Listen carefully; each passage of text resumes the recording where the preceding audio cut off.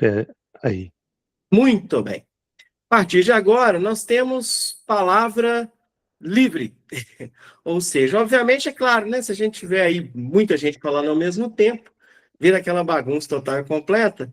Mas agora a gente pode comentar sobre o que quiser, da forma que quiser.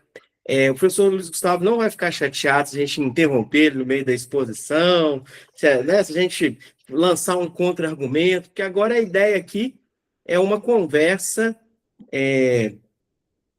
de boteco, sem que ninguém esteja consumindo bebida alcoólica, pelo menos aparentemente. E o objetivo nosso aqui é criar uma conversa dinâmica, né, uma conversa mais aberta, tanto sobre os temas que foram trazidos na exposição, quanto também de outros assuntos que envolvam filosofia da ciência e ciência espírita, beleza? Eu acho que o nosso amigo André levantou a mão aí primeiro, então, André, fica à vontade. E, na sequência, fiquem à vontade para interromper o André, para interromper o professor. Aqui agora a gente está numa conversa mais aberta e mais livre. Bora lá, Boa. André. Eu trouxe a segunda pergunta para cá, mas justamente para, eu acho que ela é excelente aí para a gente entrar em debate, conversar a respeito, enfim. É porque é o seguinte, né? Se a gente fizer uma análise, né? Vou pegar o Brasil, porque o Brasil é o maior país espírita do mundo, né? Então, se a gente pega o Brasil, a gente tem uma situação curiosa, né? Que houve uma certa ruptura entre as casas espíritas com a ciência, digamos assim. Por quê? A ciência, né, que hoje se faz tal como a academia, né, é, ela se posiciona de uma forma muito radical, a gente já falou extensivamente sobre isso, né, de, às vezes, querer até que se trate o objeto de pesquisa como um objeto, né, o que fez o positivismo lá na época de Kardec, né, mas que hoje a gente sabe que não é adequado, né, acaba sendo insatisfatório, né, já que o objeto é uma consciência, né, um sujeito. E aí, como houve essa posição crítica, né, radical, um ceticismo sem bom senso, digamos assim, né, um senso crítico sem bom senso, o pessoal das casas espíritas acabou assumindo uma posição também radical em relação a isso, que é quase que construir um lema da seguinte forma, né? A gente não precisa de provar nada para ninguém, porque, né, o conhecimento está aí, né, do espiritismo, a gente não tem que provar nada para ninguém, não. E aí a ciência meio que ficou um pouco de lado, né? Então, Levaram a sério demais aquela ideia de que o Kardec não se preocupava com o método das ciências, né? Agora dane-se, né? justamente. Aí acabou acontecendo o quê, né? A gente tem, de um lado, né, as casas espíritas se isolando, e isso acabou, acho que ajudando muito a caracterizar o movimento aqui no Brasil como religião mesmo, né? Tanto que ele é visto assim, né? E a ciência se afastou.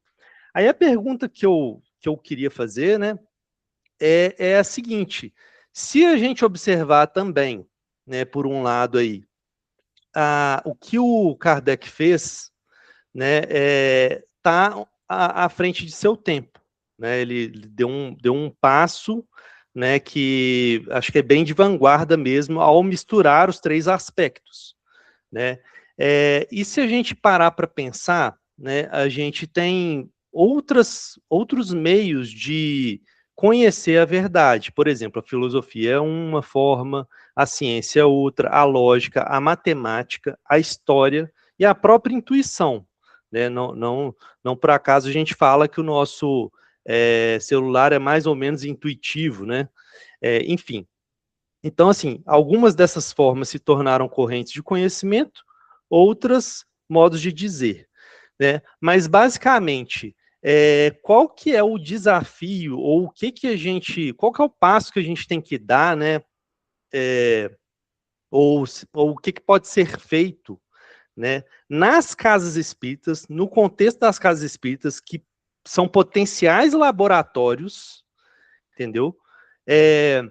Para para mudar esse quadro, né? Ou talvez para colaborar na construção cultural que favoreça mais pesquisas a respeito da consciência do espírito, né? Da consciência ou espírito, né? Porque, né, existe uma importância em evoluir a pesquisa nesse sentido. Existe uma importância, né, na gente entender o espírito, a gente entender a consciência, né? Que vai tocar em tratamento, vai tocar em cura para doenças, vai tocar para uma série de aspectos que a gente não tem nem noção hoje, né? Que a gente está falando de um campo que ainda é muito desconhecido, né? Então, qual que é o desafio? O que tem que ser feito? Sei lá, o que se pode dizer sobre isso para esses potenciais laboratórios aí em que o povo vai lá hoje só para rezar, discutir, aprender, né? Construir conhecimento, mas muito no aspecto moral e deixa muito de lado essa questão filosófica e científica. Segredismos, né? E pegando uma carona aí, professor, o controle universal do ensino dos espíritos, ele morre com o desencarne de Kardec?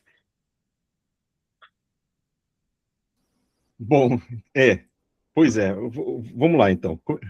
Começando com a questão do André, assim, quando as casas rompem com a ciência espírita, isso já está no meio de um contexto em que elas se tornaram centros dogmáticos. Uhum. Ali a informação já é passada para as pessoas e de uma maneira inquestionável, e aí complica muito, porque entra naquilo que Kardec queria justamente evitar. Ele não queria que o espiritismo virasse uma religião como as outras, e a maneira como a federação encaminhou o espiritismo no Brasil levou a isso. Não à toa, Herculano Pires, filósofo espírita, chama a federação de instituição vaticânica, né? Uma crítica forte por isso.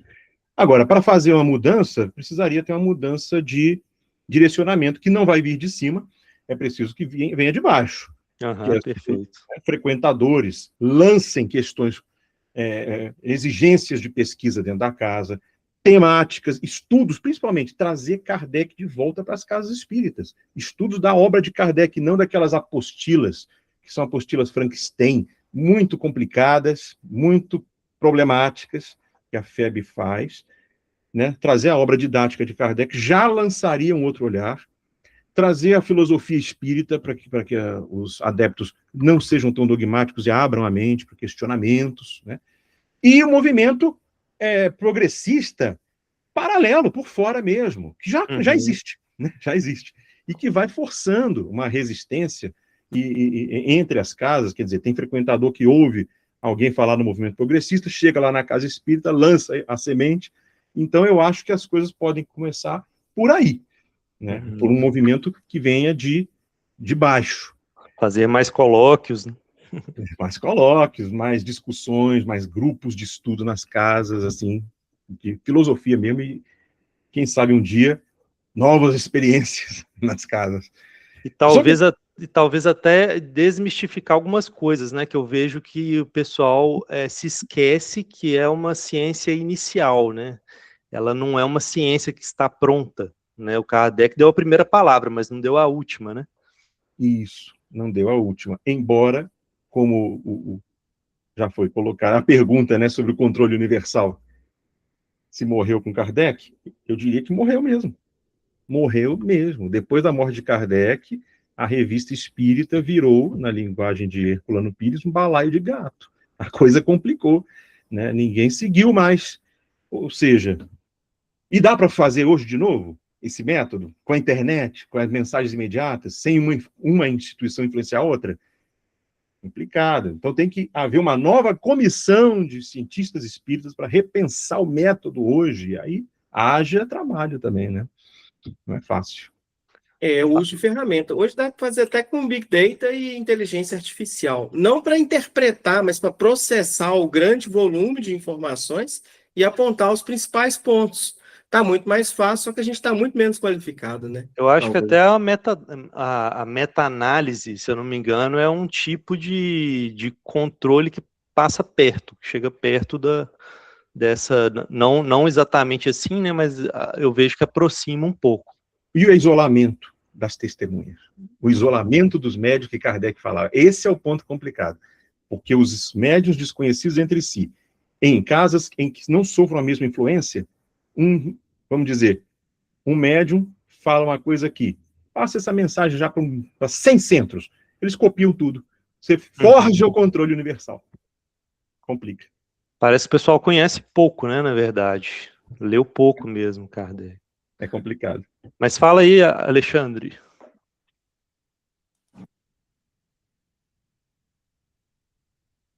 Vamos lá, vou seguindo o que o Luiz falou aí, que o tema é livre agora, né? Uhum. Não tão livre, né? Mas vamos lá, eu acho que, voltando um pouco a Vamos parte... evitar conversar sobre culinária, não, tricô, não é esse o alicerce de ponto. obra, mas o resto fica à vontade. Voltando à questão da ciência que a gente estava conversando, assim, eu acredito que o espiritismo, a própria existência do espírito está na iminência de ser bem comprovada e sem contestação. Por quê? Você vê, né? Eu acompanhei o próprio Chico Xavier no Pinga Fogo, a questão do homem ir para a Lua e a condição de montar uma base na Lua e encontrar vida extraterrestre e ter o contato direto. Eu estava até meio desacreditado disso, porque o nosso amigo Elon Musk lá queria ir para Marte primeiro, mas agora todo o foco voltou para a Lua de novo, e a cronologia do projeto Artemis mostra exatamente o que o Chico Xavier previu. Está exatamente dentro do que o Chico previu. E eu acredito fortemente que vai continuar seguindo o que disse o Chico Xavier. Em breve a gente vai ter esse contato, e esses seres que vão entrar em contato vão esclarecer muita coisa e vai deixar provado, eu acredito, que toda a questão espírita, toda a questão do espírito, tudo que a gente tem falado até o momento aqui, e isso vai ser, eu acredito, em breve, assim, dentro dos próximos 5, 10 anos aí. Então, eu queria até ouvir o comentário de vocês a respeito disso, o que vocês acham, porque eu acho que o caminho está traçado e é inevitável. Eu acho que vai acontecer.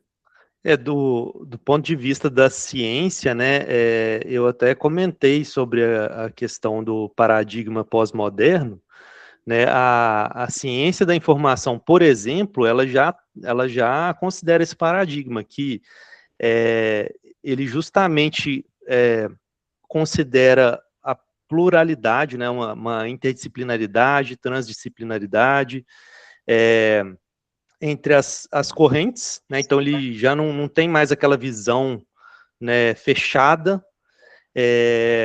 e uma série de pontos, né, que para você considerar a intencionalidade, a vontade, né, toda a complexidade que está por trás do objeto de pesquisa ser um sujeito, né, então a gente já, e eu acho que assim, já tem muita obra, né, por exemplo, do autor Rupert Sheldrake, a gente tem uma série de autores, como é que chama, gente? O que escreveu a Evolução Criativa, Evolução Criadora, uma série de obras que já falam de espírito de certo modo, diretamente, inclusive, né, e que elas hoje, assim, são taxadas de polêmica, né, mas quando você lê, você vê que ela está carregada de fundamento, né, e aí a gente acaba percebendo que o problema muitas vezes é realmente uma resistência cultural de aceitar, né, a possibilidade de investigar essa condição. Então, o que a gente nota, né, é que a hipótese, a tese, né, do espírito, né, da consciência sobreviver após a morte, ela não é nem considerada nas investigações. E quando você não considera, ela já está negada, né? Então assim, o que precisa acontecer, né? O que precisa acontecer é, primeiro, essa tese ser considerada, e a do materialismo, que é né, de que nós somos no nosso cérebro, essa já caiu por terra, ela já foi falseada, então precisa ser substituída, né? A gente estão surgindo algumas teorias que são fortes candidatas a substituir essa segunda via aí, né, que é, por exemplo, a do Roger Penrose, né, o nome dele acho que é esse, que é de microtúbulos lá, então que vão flertar com a física quântica, né, e tal, são excelentes opções para substituir, né, essa tese que foi falseada já, né, de que nós somos o nosso cérebro, né, então isso aí já virou uma crença metafísica, praticamente, né. O que eu me refiro mesmo é a quebra cultural, é a questão cultural, falando popularmente, é o povão acreditar no que é real, né? Essa é a questão. Essa é a parte difícil, né? Mas é disso que eu acho que está na iminência de ser quebrado, porque vai ser inevitável, vai ser assim tão evidente que não vai ter mais como esconder ou mentir a respeito. Ô, Luiz, você acha pertinente aí essa questão do contato extraterrestre, enfim?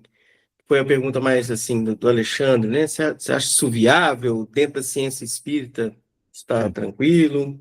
Olha, eu diria o seguinte, que o espírito está na iminência de ser provado, eu diria sim. Mas pelo método de uma ciência que foi feita pronta, preparada para isso. Nós vamos considerar que ele foi provado ou não? Ou nós vamos esperar que outra ciência prove? Porque a questão é quem tem que provar? O Kardec não serviu? O Crookes não serviu? Quem servirá? Essa é uma reflexão que a gente tem que fazer. A metapsíquica ficou esperando. Tem até uma passagem do Richer falando que ficou esperando que esse conhecimento ficasse assentado, né? A demonstração da sobrevivência estivesse assentado, para então entrarem na fase da síntese filosófica. Até então tinha que ficar na análise, até comprovar. Nunca entraram na fase. Por quê? Porque eu diria que essa quebra cultural, ela vai além da prova. Ela vai mexer com interesses de grupo, ela vai mexer com crença. Tem igreja que não vai aceitar tão fácil, vai levar séculos. Até economia. Até a economia, exatamente. Então, quando você pensa nos interesses que isso move, aí a coisa complica. Então, o Kardec achou o seguinte: eu vou continuar aqui, independente desse pessoal gostar, né, do desejo abrir para a pesquisa. Porque a pesquisa tem que caminhar, apesar das pessoas gostarem ou não. Eu acho que ele tinha razão nisso aí, entendeu? Eu penso assim. Verdade. O Ítalo, e aí, o que você pensa a respeito do assunto? Bem, eu vou fazer outra. Eu estou querendo abrir aqui a negócio, não estou conseguindo. Mas dá para vocês ouvirem, né? Dá. Tá sim, tranquilo. Bem, sobre a questão do ensino geral do ensino geral dos espíritos, né? Um método que o Kardec fez para montar sua filosofia, né? Com a globalização, com a cultura homogênea, onde todos compartilham os mesmos livros, os mesmos filmes, os mesmos símbolos religiosos e espirituais, os ambientes na Terra já são muito conectados, então vai ser difícil não ter influência do meio. Então, acho que foi o período do Kardec, foi aquele mesmo, que deveria ter, né? Foi naquele momento, naquela fase, né? Inclusive, o Paulo Henrique Figueiredo fala de uma coisa que, no período que Kardec fez todo o seu trabalho, foi um período em que a própria ciência ainda estava envolvida, né, não estava tão materialista. Foi um período que permitiu haver aquilo ali, né? Agora, a pergunta que eu faço é o seguinte: eu vejo o movimento espírita brasileiro não um movimento, isso não tem nada a ver com Kardec. É um movimento sincrético, né? Esotérico, religioso, né? E aí a pergunta: ainda mantém fidelidade ao método investigativo de Kardec ou passou a usar suas referências apenas de forma simbólica, afastando de sua proposta crítica e experimental original dos estudos dos fenômenos? Essa é a minha pergunta. É interessante, né, Rítalo, porque, embora não de forma direta, que eu acho que ninguém tem coragem de falar isso, né, abertamente, mas nas reuniões dos agrupamentos espíritas, ainda tem muita gente que defende a ideia de que fora do espiritismo não há salvação. E se você, assim, falar isso, aí a pessoa dá uma assustada. Não, é fora da caridade. Mas o discurso inteiro é fora do espiritismo, não há salvação. É isso mesmo, né, Luiz? Mas isso aí de fato, é a incompreensão. O movimento espírita hoje está muito distanciado de Kardec, né? Muito distanciado, tanto do método quanto da mensagem filosófica e, enfim, a doutrinária, né? O que o Rítalo nos coloca do controle universal, com a globalização dificultou, eu também acho. Eu também acho. Teria que haver uma forma de repensar isso, talvez colocar os médiuns de uma maneira isolada e fazer as mensagens chegarem enquanto eles estão isolados, porque se for para casa pegar o celular, já era, já contamina a pesquisa, né? É muito difícil pensar nisso. Tá no Medium Day, o pessoal ficava o dia inteiro na casa e psicografava, depois reunia as mensagens, tinha que ser um negócio bem articulado, né? Tinha que ser, é algo a se pensar, o método. Mas é isso que também você falou, né, Rita? O que o Kardec fez não tem que ser jogado fora. É algo que está feito. É algo que é um resultado alcançado, né, e tem que se partir daí. Sobre a fidelidade ao método de Kardec, com certeza, o movimento espírita não tem fidelidade nenhuma. Veja, o movimento espírita acolhe tudo que escreveu Chico Xavier e Divaldo Franco.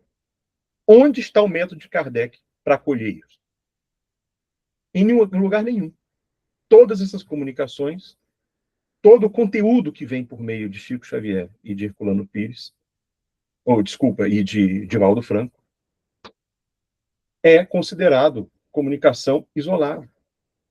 Não passou pelo controle universal. Então, aliás, não tendo passado pelo controle universal, seria um problema. Mas contradiz o que passou. Isso aqui é o pior ainda. E, no entanto, está na boca de todo o movimento espírita.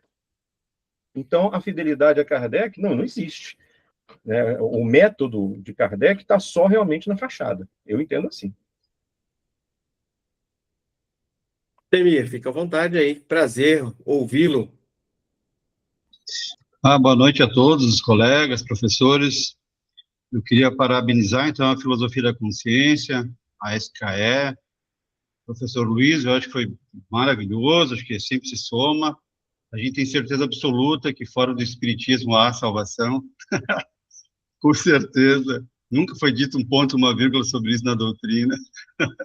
E é lastimável que a gente enxergue isso ou que decalquem isso, né, de uma forma irresponsável.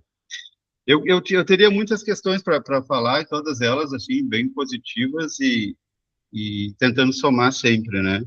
Mas eu vou, agora, não sei porquê, eu vou ficar no controle universal também. Por quê? Eu queria tentar somar e recordar aos amigos que do método ao qual experimental Kardec lançou, na minha visão de estudante, ainda persiste, ainda é válida. Por quê? Porque no momento que a gente fala, vamos dizer assim, das questões físicas, né? Por exemplo, da grandiosidade de Kardec, que o próprio professor Miguel estava trazendo ali, e não acreditar no processo em si, né? Do trabalho hércules do homem. Ao mesmo tempo, da velocidade das cartas. Bom, Paris é a capital, é o cérebro da Europa naquele momento. Tudo é facilitado e chega mais rápido a Paris naquele momento. E é porque tem que ser naquele momento. Eu não estou dizendo que é melhor do que é pior. Mas aí esse eurocentrismo também, que acusam a doutrina, não entra dentro do corpo doutrinário de forma alguma. Essa dúvida, por exemplo, do oriental, aí o professor foi, da contribuição oriental, até o André colocou no chat algo muito óbvio, não teria como os médiuns daqui falar chinês ou mandarim. É um percalço técnico normal, né? Mas aí a gente vê a grandiosidade da doutrina que abraça e converge lá na frente para a doutrina de Lao Tse, para a doutrina de Confúcio, para a doutrina do Buda, e está tudo certo. Por exemplo, Confúcio, naquela época, não poderia falar sobre tratados filosóficos de Paris do século XIX e da Europa do século XIX. Confúcio não poderia fazer isso dentro da temática filosófica da educação oriental dele. E aí a gente vê também outro problema de castas. Por que, sei lá, por que a França? Por que o Ocidente? Cara, lá tem um movimento grandioso de educação e de espiritualidade, mas muito fechado nas castas ainda. Então, com muito pouco acesso ao povo, com muito pouco acesso ao dinamismo dos ensinos, né? Mas não pela qualidade, mas sim pela estrutura cultural. Isso de certo modo, é negativo, e o Oriente vamos dizer assim, se acelera positivo desse momento com o avanço da razão, da lógica e da crítica, ao qual lá é meio que proibido naquele momento. Mas isso não desmerece a grandeza espiritual e a iluminação daquela cultura. Mas Kardec, ou os espíritos, melhor dizendo, abordam isso muito bem dentro do corpo doutrinário, sempre aberto e nunca dando a última palavra e nunca sendo o dono da verdade, né? E aí, na questão do controle universal, eu queria retomar de um ponto que a gente não pode esquecer, que é a teoria do conhecimento espírita. Dentro desse corpo da teoria do conhecimento, a gente vai ter, né, a gnosiologia e a epistemologia. Vejam, o que a gente está fazendo aqui hoje é o controle universal dos ensinos dos espíritos. Por quê? Porque a gente está usando de lógica, bom senso e razão. Dentro desse contexto, o controle está válido. Apesar que a gente vê da confusão da dinâmica da velocidade das redes sociais, por exemplo, a gente vê também o tanto de bobagem que a gente consegue filtrar hoje, para eu for falar de doutrina dos espíritos, entende? O qual sou estudante de filosofia, e aí eu consigo entender, bom, se eu sou um estudante, consigo filtrar esse monte de bobagem, graças à estrutura filosófica da teoria do conhecimento, aí vejam, eu já sou vamos dizer, uma referência para não repetir, né, as tolices filosóficas, água com açúcar, por exemplo. Vocês, colegas, a mesma coisa. Dessa maneira, o método espírita, ele está ainda robusto. Por quê? Porque é baseado na razão, é baseado na lógica, no bom senso, não tem nada de logismo, não tem nada, por exemplo, de segregário, não tem nada de autoritário, bem pelo contrário, ele vai somar com as ciências, inclusive as ciências duras, né, a qual as ciências duras não querem nem papo com essa questão, que foi bem referenciado ainda, mas ele vai mais além, ele vai no intermúndio, ele vai para o campo psicológico, e ele vai nos empossar como cidadãos do cosmos. Nesse sentido, por exemplo, uma comunidade não vai aceitar um tanto de bobagem de uma outra comunidade. Eu acho que esse é o controle filosófico do ensino dos espíritos. Agora, desenvolver, que eu acho que aí que está a questão que o professor falou muito bem também, desenvolver cientificamente, avançar esse laboratório, aí, meus amigos, aí não tem mais como, não, né? Com um monte de mentiroso que tem aí por tudo que é canto, de influencer daqui e dali, cara, assim, até tu tirar toda essa sujeiraiada aí, tu perde meio mundo, meia vida.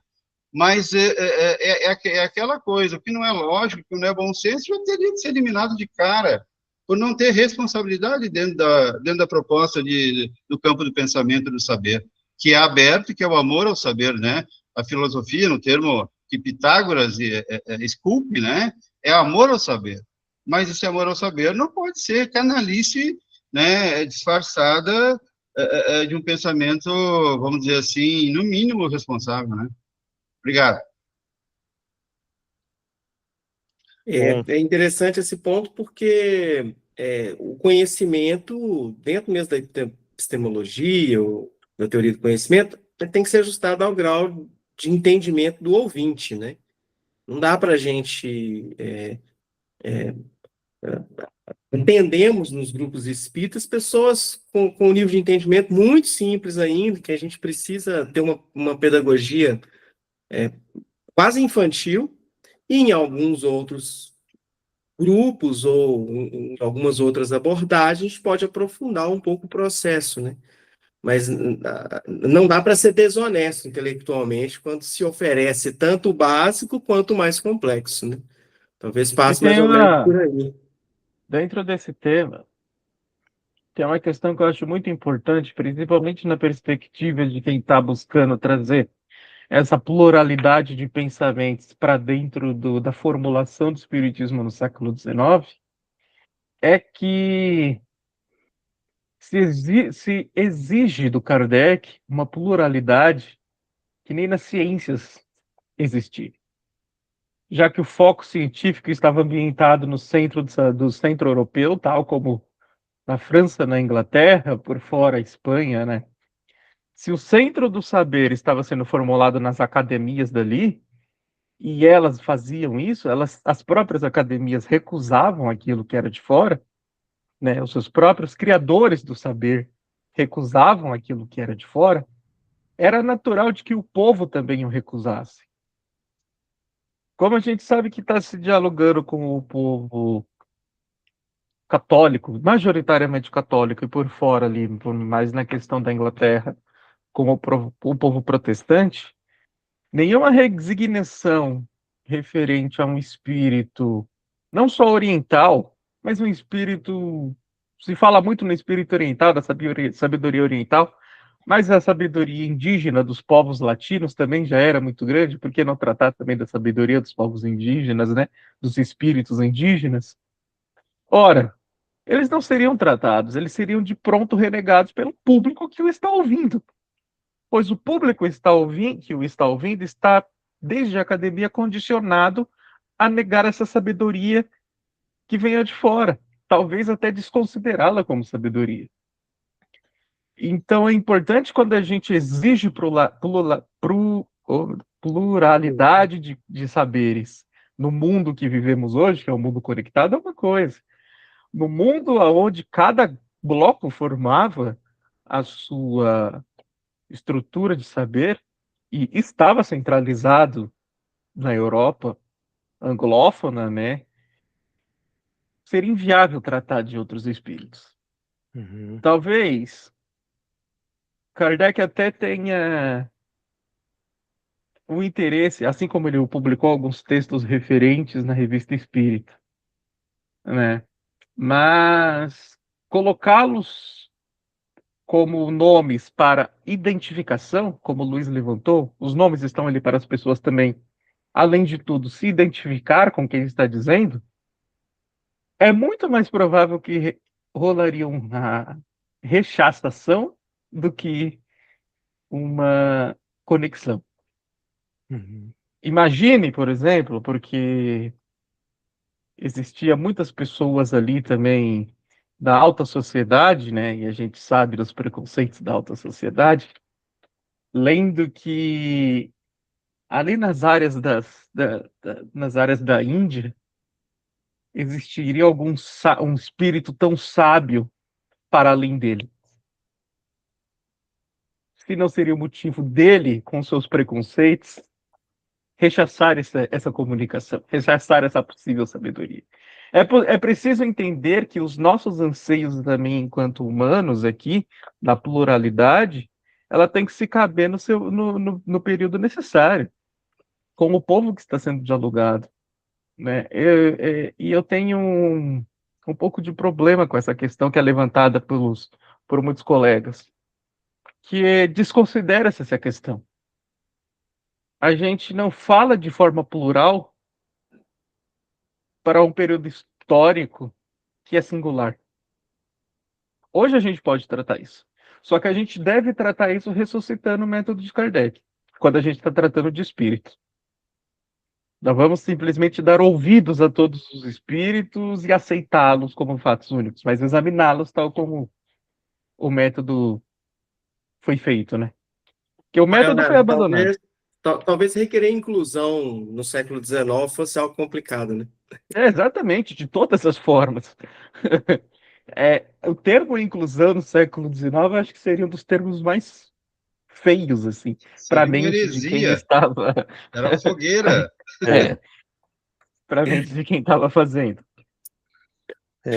Eu queria pegar um gancho aí com o Léo, mas fazendo um contraponto, tá? Fazer um contraponto aqui, né? E eu acho que, assim, eu acho que talvez as pessoas se foquem muito na questão da ciência, né? Quando pensa em espiritismo, todo esse esforço e todo esse embate que acontece frequentemente, né? Porque acho que os principais críticos ao espiritismo nascem desse eixo, né? Nascem do eixo da ciência. Mas eu acho que o principal objetivo do Kardec talvez foi mais educacional do que científico, filosófico, religioso, né?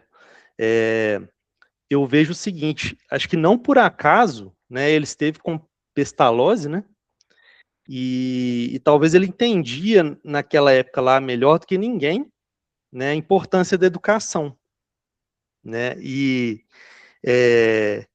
aí, assim, quando eu falo, né, mais cedo, que ele tinha que ele estava trazendo algo de vanguarda, é porque ele trouxe esses 3 eixos, né, mas ele genuinamente não coloca, apesar dele falar, né, que se a ciência mudar, escute a ciência, né, mas ele não coloca ela como direcionador principal. Talvez ele trate como um triângulo mesmo, equivalente, né? Em que qualquer dos eixos pode ser a ponta, dependendo da necessidade, né? Mas eu vejo isso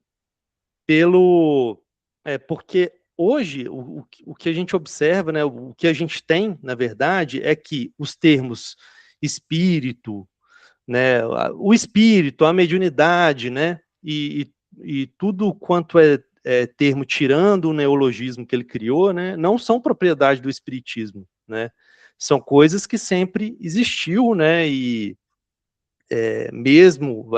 vamos pelo menos partir dessa premissa aqui, embora existam correntes que vão debater isso, né? Então, assim, existem outras correntes, outros pesquisadores, outros estudiosos, como sempre houve, né, que vão se debruçar sobre esse objeto de pesquisa, né, que irão discutir, enxergar, investigar, né, e trabalhar os conceitos ali como a gente tem visto, né? Hoje, acho que em função dos desenvolvimentos que a gente teve, hoje a gente está vendo crescer essa abordagem, inclusive dentro da academia, como a gente tratou aqui, né? E se a coisa fosse, né, se a intenção fosse fechar essa possibilidade ao espiritismo, né, a gente viveria aí tendo problemas, né, acho que até mesmo para dar os próximos passos, né, no que tange a pesquisa científica mesmo, né, porque de fato essa caminhada de evolução tecnológica, né, evolução do conhecimento, ela tem que acontecer em paralelo. Então eu vejo que espiritismo, né, acaba sendo realmente um modo de ver, uma ciência espírita, né, enquanto possibilidade, tal como a filosofia é uma forma de conhecer, as ciências biológicas são outras, as ciências médicas são outras, a gente tem as ciências espíritas. Porém, isso é uma classificação que a gente pode atribuir, né, baseado aí no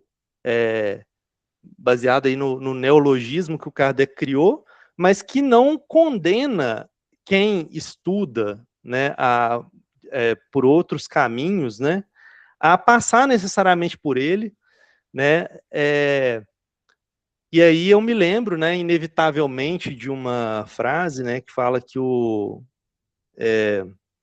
espiritismo não é a religião do futuro, mas o futuro da religião, né, que é algo que é interessante porque mostra um pouco dessa estrutura de pensamento que o Kardec talvez captou, né, lá atrás, que eu presumo que ele captou, né, que de fato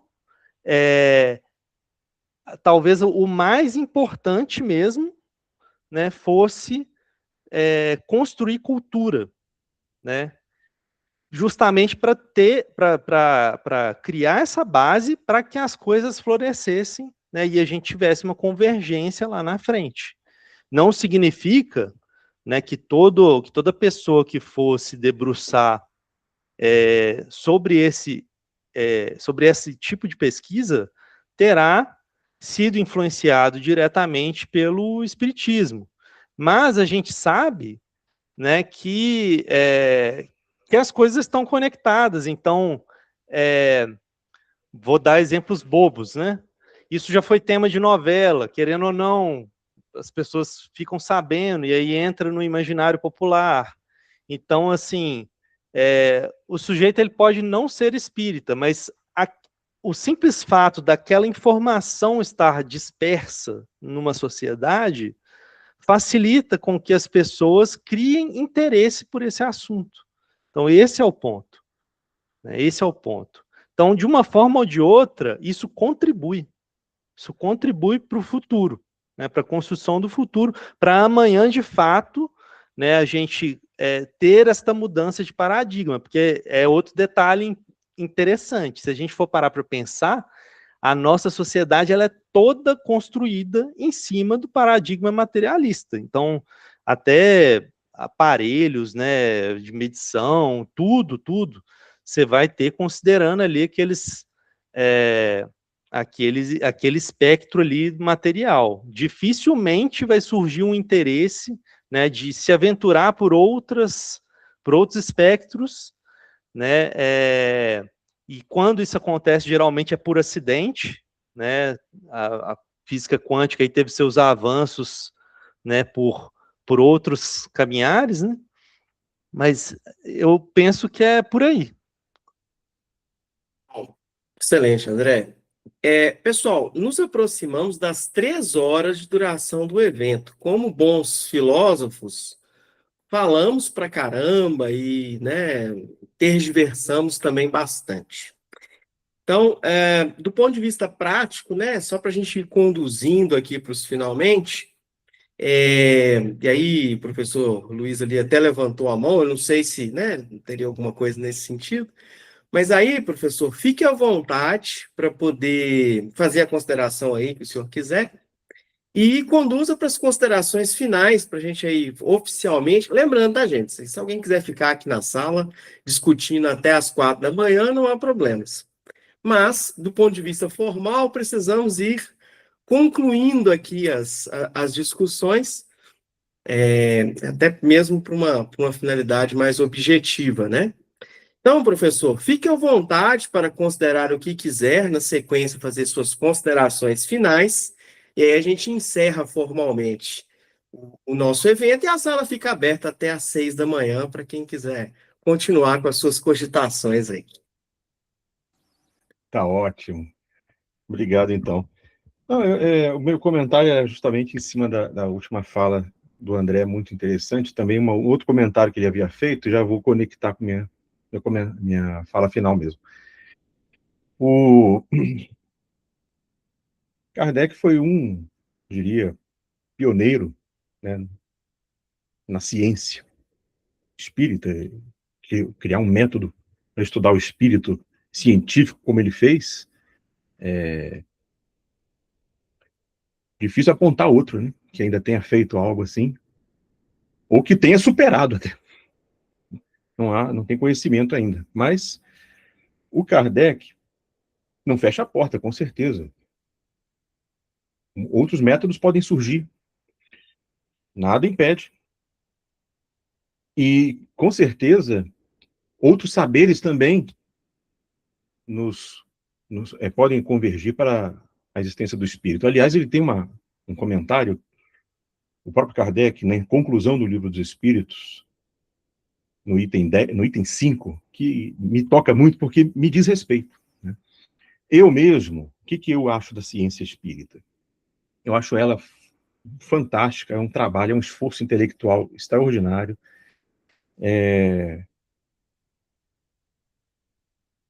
Mas, vou dizer assim, bem pessoalmente, eu aceito a ideia do espírito, apesar dos fatos.